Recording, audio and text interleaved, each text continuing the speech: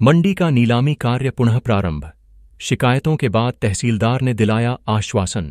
जी हां, खेतिया की कृषि उपज मंडी, जो मध्य प्रदेश की प्रमुख कपास मंडियों में से एक है, आज ठप पड़ गई।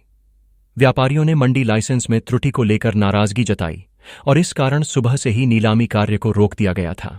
दरअसल मंडी समिति के सचिव मनसाराम जमरे इंदौर में एक आवश्यक बैठक में थे, इसलिए उन्होंने मंडी का कामकाज संभालने के लिए अनुविभागीय अधिकारी पान सेमल श्री रमेश चंद्र सिसोदिया से चर्चा की। सिसोदिया जी ने तहसीलदार श्री सुनील सिसोदिया को व्यापारियों से चर्चा कर मामले का हल निकालने के लिए खेतिया मंडी भेजा। तहसीलदार श्री सिसोदिया ने व्यापारियों से चर्चा की और उनकी शिकायतों के निराकरण का आश्वासन दिया।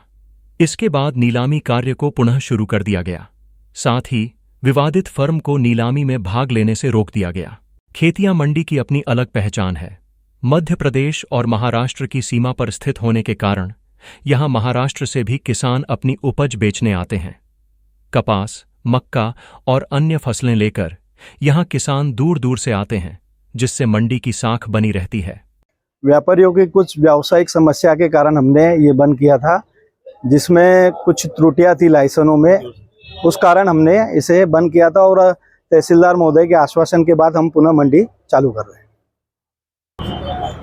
आज मंडी नीलामी को लेकर कुछ इश्यूज थे। इस मुझे एसडीएम साहब ने निर्देशित किया गया कि वहां जाके देखिए मंडी में नीलामी क्यों नहीं हो रही। मैं मौके पे वहां मंडी में पहुंचा जहां नीलामी हो रही थी। सभी व्यापारियों से चर्चा की गई।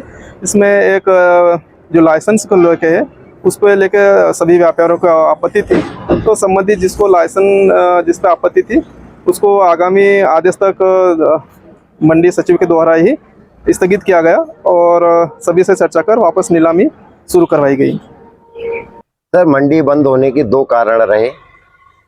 एक प्रमुख कारण है सत्यम काट इंडस्ट्रीज को लेकर रहा, जिसमें उनके जीएसटी पे व्यापारी एसोसिएशन द्वारा कुछ आपत्तियां ली गई, जिसको निराकरण करते हुए सत्यम काट इंडस्ट्रीज की खरीदी निराकरण होने तक के लिए स्थगित कर दी गई। नंबर 2, कल मंडी को जो है महासाधक अधिकारी महोदय मीटिंग में थे, कुछ शिकायतें प्राप्त हुई थी। उसके लिए श्रीमान महासाधक अधिकारी महोदय द्वारा दल गठन कर प्रतिष्ठानों में निरीक्षण हेतु भेजा गया और फार्म गेट ऐप एवं सौदा पत्रक ऐप बनाने के बाद ही तौल करने के निर्देश दिए गए थे।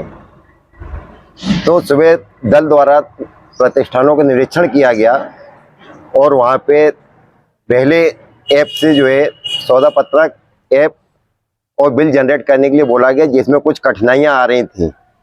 तो उसको लेके व्यापारियों द्वारा मंडी को नीलाम चालू करने के पूर्व कार्यालय में उपस्थित होकर समस्याओं का निराकरण करने के लिए कहा गया था।